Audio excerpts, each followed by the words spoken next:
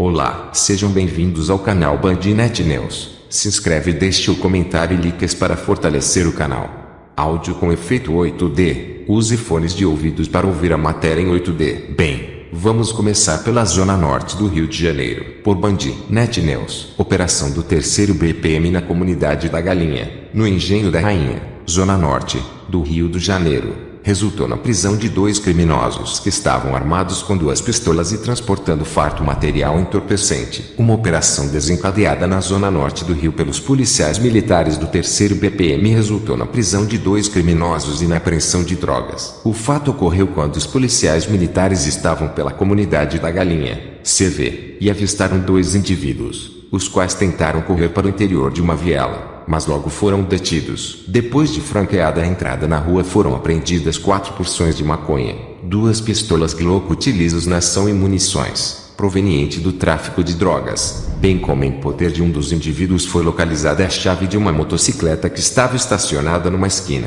tendo sinais de identificação suprimidos e com características semelhantes à motocicleta utilizada em roubos pela área. A dupla, que possui diversas passagens criminais, foi conduzida ao 3º BPM, onde permanece à disposição do homem da capa preta. Enquanto isso, na região metropolitana do Rio, PRF apreende 1 tonelada de maconha na Dutra, por Maria Hugo Monquem, com auxílio de cães farejadores. Agentes abordaram o motorista, que já havia sido preso em 2014 por transporte de drogas. Ele estava em liberdade condicional. A Polícia Rodoviária Federal, PRF, apreendeu 1 tonelada de maconha na manhã desta sexta-feira, na rodovia Presidente Dutra, em Seropédica, na região metropolitana do Rio. A droga estava escondida em um fundo falso de um caminhão. O motorista disse aos agentes que vinha de São Paulo para buscar frutas no Rio, mas após a droga ser encontrada, ele confessou que iria receber pelo transporte da maconha. A entrega seria feita na Central Estadual de Abastecimento, Ceasa. A carga saiu de Londrina, no Paraná. PRF apreende mais de 50 kg de maconha e prende paraguaio e 3 brasileiros na Via Dutra. Ele foi abordado por volta das 11h30 por equipes do Núcleo de Operações Especiais e do Grupo de Operações com Cães. De acordo com a PRF, cães farejadores indicaram que havia algo de errado no veículo. A PRF informou que o motorista já havia sido preso pela corporação em 2014 no Paraná. Na época, o homem transportava mais de 20 quilos de maconha em um carro. Ele estava em liberdade condicional desde julho do ano passado. A ocorrência foi encaminhada à Polícia Civil. Agora vamos falar de tretas. Entenda como surgiu a rivalidade entre PCC e CV, por Maria Hugo Monquem. Antes aliadas, as facções criminosas Primeiro Comando da Capital, PCC, e Comando Vermelho, CV, romperam definitivamente em 2016 após o assassinato do traficante Jorge Rafat. Rafat foi executado com tiros de metralhadora calibre 50 na cidade de Pedro Juan Cabaleiro,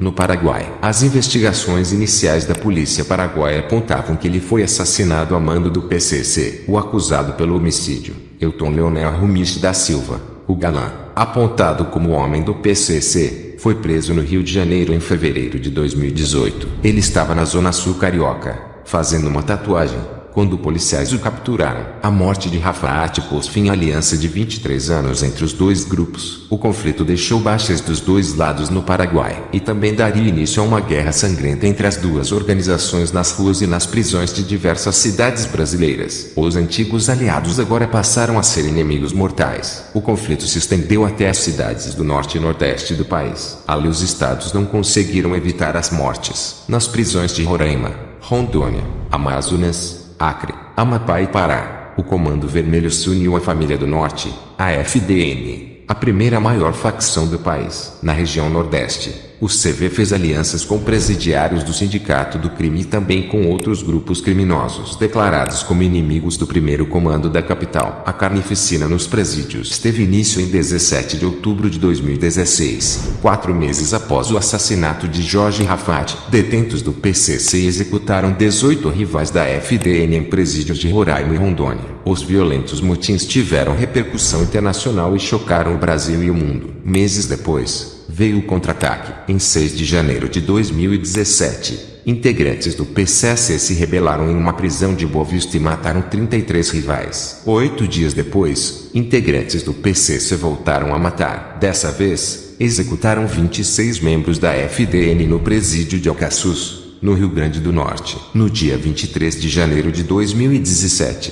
presos da FDN assassinaram 56 detentos da facção paulista em Manaus. Na maioria desses presídios, as vítimas foram decapitadas. Os rebelados tiraram fotos dos corpos mutilados e postaram as imagens em redes sociais, graças ao uso de telefone celular. Nos primeiros 15 dias de janeiro de 2017, o número de presos assassinados em presídios chegava a 130. A briga de facções dentro do sistema prisional, e também fora, com registros de chacina, passa pela disputa dos chamados batismos de presos pelas facções em unidades de todo o país e controle do mercado e rotas internacionais do tráfico. Em algumas das regiões onde PCC e CV travaram guerra em virtude das disputas pelo controle da rota de tráfico de drogas, o número de homicídios aumentou assustadoramente. A situação mais grave foi verificada no Ceará. Os assassinatos aumentaram 57% no período de 2016 para 2017. Foram 5.133 mortes,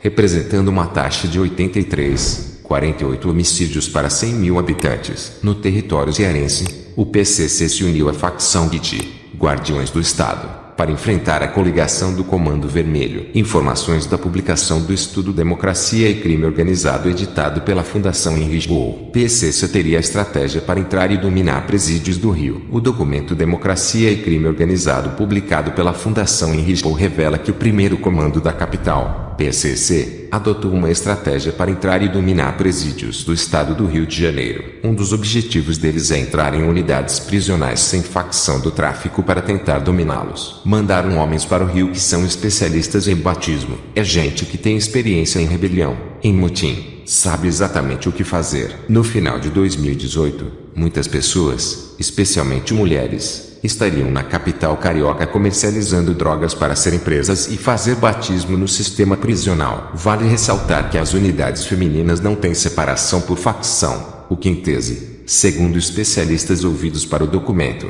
poderia ser um caminho para o PCC conseguir entrar no sistema prisional. Houve um episódio, em novembro de 2018, no Bangu 4, que hoje abriga presos do terceiro comando puro. Foi noticiado como rebelião. Na verdade, partiu de mais ou menos 60 presos, alguns do PCC, numa área de seguro que estavam sendo ameaçados de morte constantemente pelos homens do TCP. Estavam pedindo transferência. Quando viram que não ia mais conseguir, na primeira oportunidade agarraram um guarda, uma enfermeira e um outro preso que era da faxina. No motim eles estavam num seguro com 60 homens, mas desses só 5 ou 6 eram o mesmo PCC, o resto falou que era para sair dali. Com o motim, eles conseguiram transferência primeiro para o presídio Tiago Teles de Castro Domingues, em São Gonçalo, que é uma unidade neutra. Depois, foram para Bangu 1, que é a segurança máxima. Esses 5 ou 6 são extremamente inteligentes e articulados. São caras perigosos e que vão ter êxito se derem tempo para eles, acreditam os especialistas. Como o PCC saiu do Rio, o documento traz detalhes de como se deu a saída do PCC do Rio de Janeiro e as alianças que a facção paulista firmou com Amigos dos Amigos, ADA,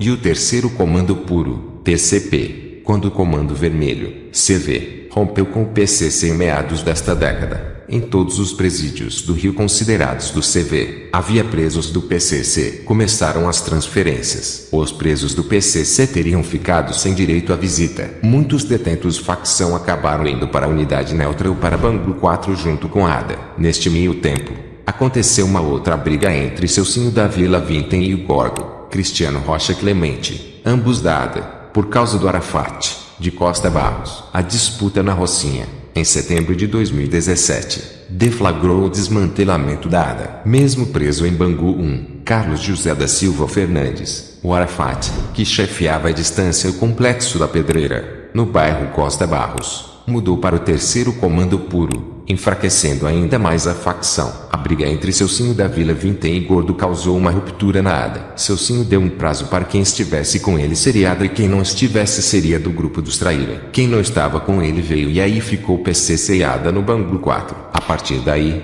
começaram as negociações para o apoio do PCC para a tomada da Rocinha. Teve uma conversa das lideranças, do Celcinho, Arafat, que decidiram quem voltava ou não para a ADA. Desse jeito, juntaram a ADA toda de novo. Os que não voltaram foram para unidades neutras. Após isso, começou a conversa do PCC com o terceiro comando puro e a proposta de união das duas facções, que que seria o terceiro comando dos amigos. Não durou muito, nem 2 meses. Após a tentativa frustrada, integrantes do PCS foram novamente transferidos para uma unidade neutra, até que, no final de novembro de 2017, a Coordenação de Acompanhamento de Execução Penal da Secretaria de Estado de Administração Penitenciária do Rio de Janeiro, SEAP, trocou 67 presos do PCC que estavam em prisões de São Paulo 73. Ficaram poucos presos do PCC no sistema prisional carioca. Atualmente a facção está sem parceria com ninguém no Rio. Estão tentando se articular, voando para a Baixada Fluminense. PM é preso na Baixada suspeito de receptação de botijão de gás. Por Band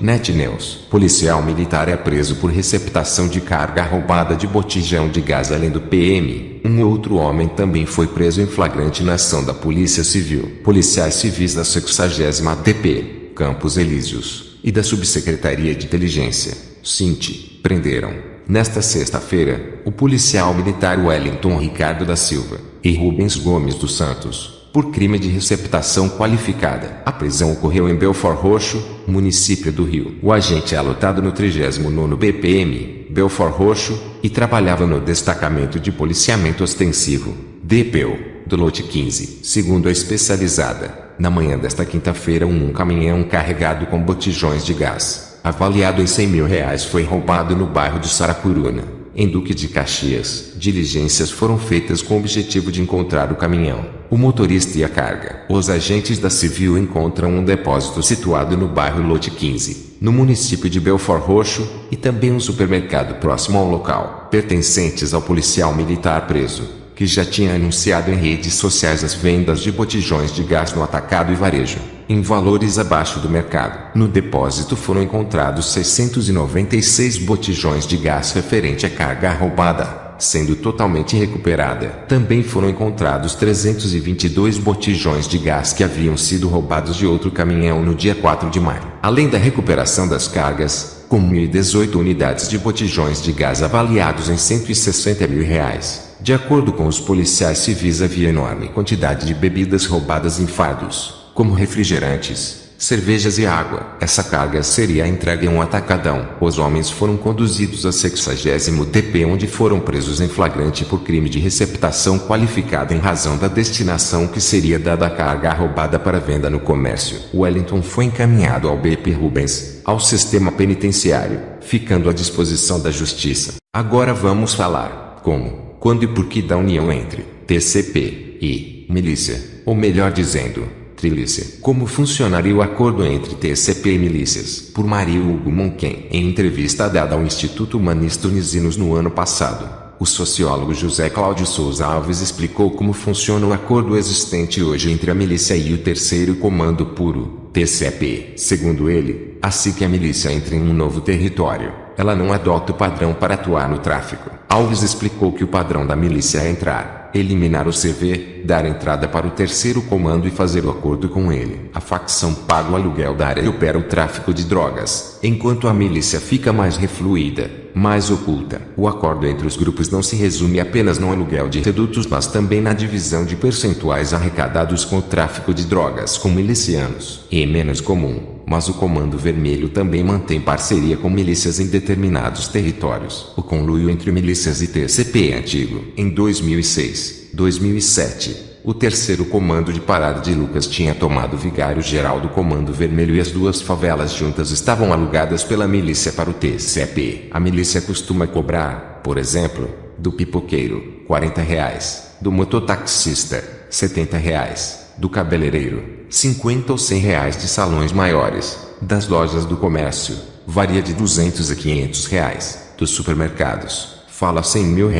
Os areiros, tratores ilegais de areia, pagam em torno de R$1.000 para continuar funcionando. Esse é apenas um dos vários negócios da milícia, apenas a taxa de segurança, mas tem o transporte clandestino, o tráfico de drogas, a venda de votos, a pesca do camarão na Baía de Sepetiba. Atuam também no período do defeso, em que não pode pescar traço. Eles estão pescando, estão conseguindo ganhar dinheiro com isso fora de época. Também controlam o acesso a empregos no complexo petroquímico do Rio de Janeiro, Comperj e Itaboraí, o acesso a atendimento de hospitais, consultas e exames. Há várias regiões em que milicianos e Terceiro Comando Puro, TCP, atuam juntos. Santa Cruz, Campo Grande, Senador Camará, Praça Seca, todos na zona oeste da capital, Campinho e Madureira, na zona norte, Nova Iguaçu, na Baixada Fluminense, Itaboraí e São Gonçalo, municípios da região metropolitana. Milicianos e traficantes estão juntos, por exemplo,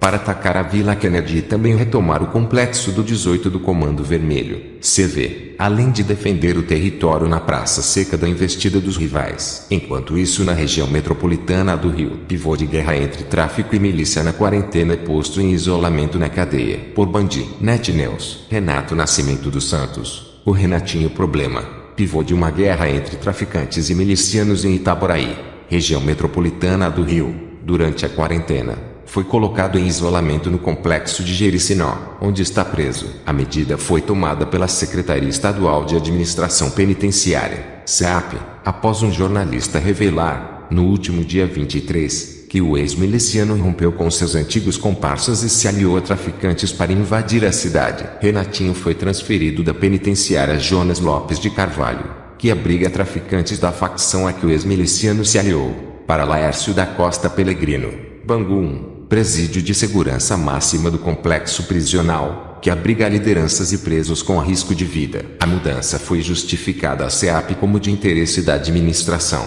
O isolamento de Renatinho e a consequente perda de contato dele com seus novos comparsas foi o principal pleito de uma reunião, no dia 15 de abril, entre representantes da PM, da Polícia Civil, do Ministério Público e do Tribunal de Justiça que atuam em Itaboraí para evitar a guerra de facções. A investida mais recente da nova facção do ex-miliciano em Itaboraí aconteceu no último 9, em meio às restrições de circulação adotadas pelo governo do Rio no combate ao coronavírus. Nos bairros Porto das Caixas e Visconde, houve tiroteio entre as quadrilhas, e um homem armado foi encontrado morto pela polícia dentro de um carro. Traficantes da nova facção do ex-miliciano, entretanto, já circulam por Itaboraí desde, pelo menos, 21 de março, quando policiais do 35º BPM prenderam um integrante da quadrilha com drogas em Porto das Caixas. A chegada de Renatinho Problema à nova facção coincide com o interesse da quadrilha em entrar em Itaboraí. Até o ano passado, a milícia disputava o controle do município com outra facção do tráfico,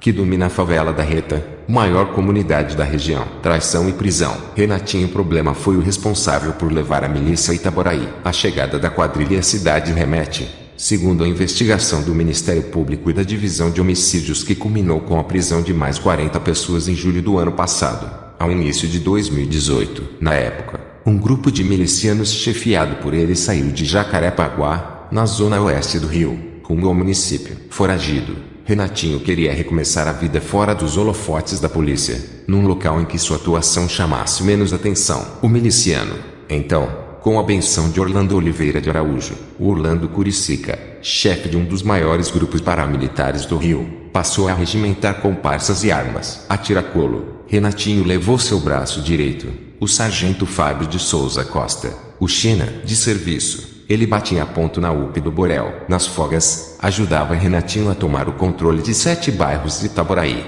mais da metade da área urbanizada do município, onde vivem 240 mil pessoas. No final de 2018, entretanto, o hoje ex-miliciano foi preso após um racha no grupo criminoso. Fábio China, o número 2 da hierarquia da milícia, passou informações a agentes da 82ª DP, Maricá, sobre o paradeiro de Renatinho. Após a prisão, o sargento PM assumiu a chefia do grupo. Na decisão em que decretou a prisão de Renatinho e China, no ano passado, o juiz Daniel da Silva Fonseca, da primeira vara criminal de Itaboraí, apontou que um verdadeiro racha entre os acusados Renatinho Problema e China culminou com a prisão do primeiro a partir de informações repassadas ao 82º DP pelo segundo. Apesar da briga, Renatinho continuava recebendo dinheiro da milícia, mesmo preso. Segundo um miliciano que fez acordo com a justiça durante as investigações, 15 mil reais eram repassados toda semana ao ex-chefe. Quem ia a Itaboraí buscar o dinheiro era a mão do miliciano. No depoimento, o colaborador também afirma que o bando conseguia juntar até 200 mil reais somente com as taxas cobradas em 2 bairros,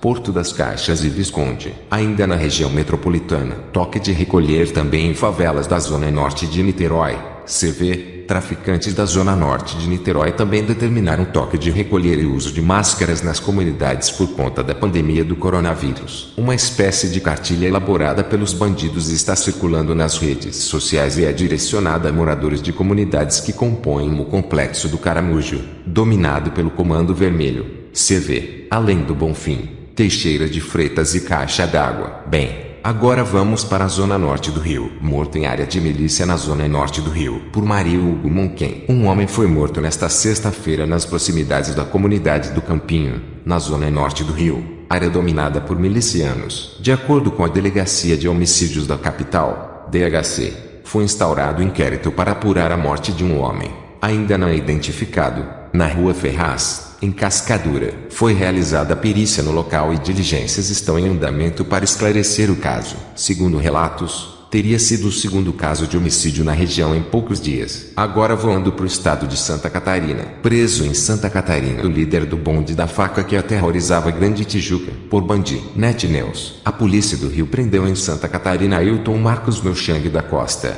vulgo HT, líder da quadrilha denominada de Bonde da Faca, grupo criminoso que aterrorizava pedestres na área do Maracanã, Tijuca, Andaraí e Praça da Bandeira e nos arredores da UERJ, na zona norte da capital fluminense. HT estava sendo procurado há cerca de 2 anos e foi localizado através de monitoramento por policiais da CIA-CPP que entraram em contato com a DIPIC de Santa Catarina. Desse modo, os agentes da DIPIC da CORE também iniciaram um monitoramento do bandido que resultou na sua prisão na cidade de São José, Santa Catarina, onde ele estava escondido e trabalhando na cidade. O criminoso, que era um dos mais procurados do Rio de Janeiro, possuía 26 mandados de prisão pelos crimes de roubo de cargas, roubo majorado e latrocínio. Era oriundo do Complexo do Lins. Enquanto isso, no centro do Rio de Janeiro, tráfico, CV, impõe toque de recolher em favelas do centro do Rio. Por Bandi, Net News. Os traficantes do Comando Vermelho, CV, determinaram toque de recolher em comunidades do centro do Rio em razão da pandemia do coronavírus. O uso de máscaras é obrigatório.